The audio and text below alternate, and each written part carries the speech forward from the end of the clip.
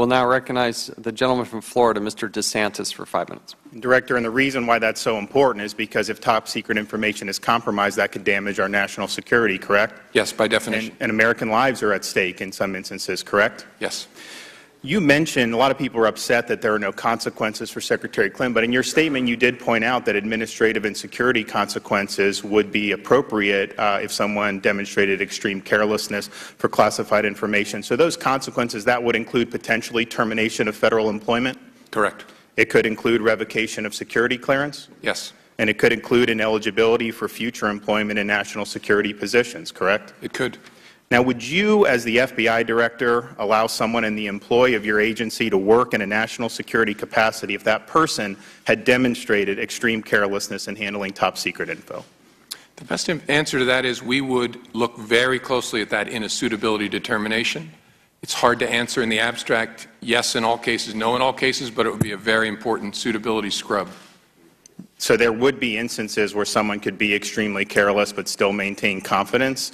I mean, we have a lot of people who are very competent in this country who would love to work for your agency, but yet it would be potentially you would allow somebody to be extremely careless and continue on? That's the trouble with answering the hypothetical. I could imagine if it was a long time ago and it was a small amount of conduct or something, that's why it's hard to say other than it would be a very important part of Let's just put it this way. Would being extremely careless in handling top secret information expose an employee of the FBI to potential termination? Yes. Why shouldn't U.S. officials use mobile devices when traveling to foreign countries, especially if they're discussing classified or sensitive information? Because the mobile device will transmit its signal across networks that are likely controlled or at least accessed by that hostile power. And that's the guidance that the FBI gives all officials when they're traveling overseas. That's still good guidance, correct? That's good guidance. How did top secret information end up on the private server? Because your statement addressed Secretary Clinton. You did not address any of her aides in your statement. Attorney General Lynch exonerated everybody. That information just didn't get there on its own. So how did it get there? Were you able to determine that? Yes, by people talking about a top secret subject in an email communication. So it's not about forwarding a top secret document. It's about having a conversation about a matter that is top secret. And those were things that were originated by Secretary Clinton's aides and then sent to her, which was obviously being her server, but it was also included Secretary Clinton originating those emails, correct? That's correct. In most circumstances, it initiated with aides starting a conversation. In the one involving top secret information, Secretary Clinton, though, also not only received but also sent emails that talked about the same subject. And of that top secret information that you found, would somebody who was sophisticated in those matters, should it have been obvious to them that that was very sensitive information? Yes. So I guess my issue about knowledge of what you're doing is, in order for Secretary Clinton to have access to top secret SCI information, didn't she have to sign a form with the State Department acknowledging her duties and responsibilities under the law to safeguard this information? Yes. Anybody who gets access to SCI, sensitive compartmented information, would sign what's called a read-in form that lays that out. I'm sure members of Congress have seen the same thing. And it stresses in that document, and other training people would get, that there are certain requirements to handling certain levels of information. For example, a top secret document, that can't even be on your secret system at the FBI, correct? Correct. So you have to follow certain guidelines. And I guess my question is she's a very sophisticated person. She did execute that document, correct? Yes. And her aides who were getting the classified information, they executed similar documents to get a security clearance, correct? I believe so. And she knowingly, clearly set up her own private server in order to, well, actually, let me ask you that. Was the reason she set up her own private server, in your judgment, because she wanted to shield communications from Congress and from the public? I can't say that. Our best information is she set it up as a matter of convenience. It was an already existing system that her husband had, and she decided to have a domain on that system. So the question is very sophisticated. This is information that clearly anybody who had knowledge of security information would know that it would be classified. But I'm having a little bit trouble to see, how would you not then know that that was something that was inappropriate to do? Well, I just want to take one of your assumptions about sophistication. I don't think that our investigation established that she was actually particularly sophisticated with respect to classified information and the levels and the treatment. And so far as we can tell, Isn't she an original classification authority, though? Yes, sir. Yes, sir.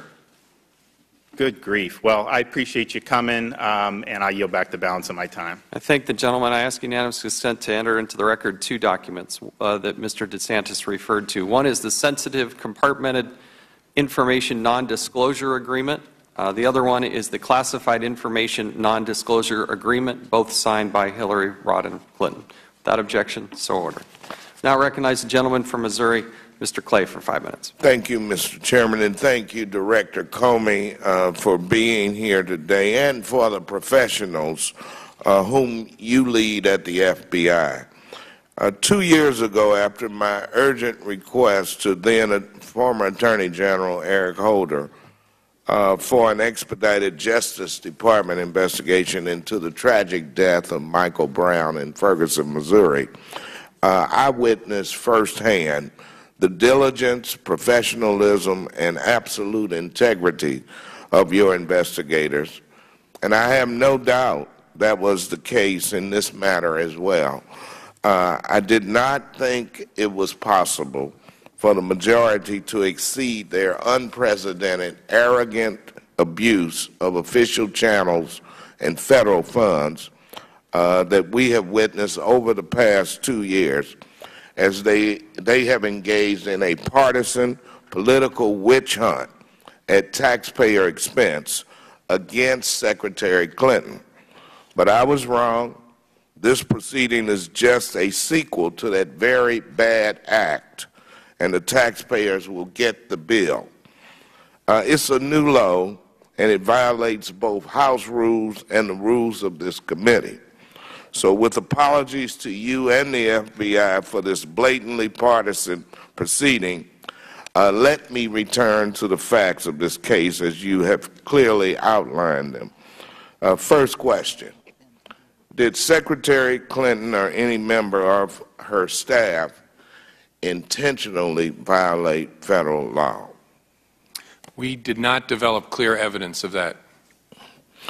Did Secretary Clinton or any member of her staff attempt to obstruct your investigation? We did not develop evidence of that. In your opinion, do the mistakes Secretary Clinton has already apologized for and expressed regret for rise to a level that would be worthy of federal prosecution?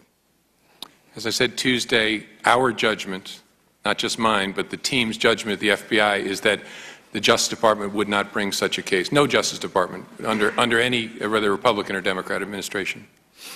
Thank you for that response. I know the FBI pays particular attention to groups by training agents and local law enforcement officers and participating in local hate crime working groups. Is that right? Yes, sir.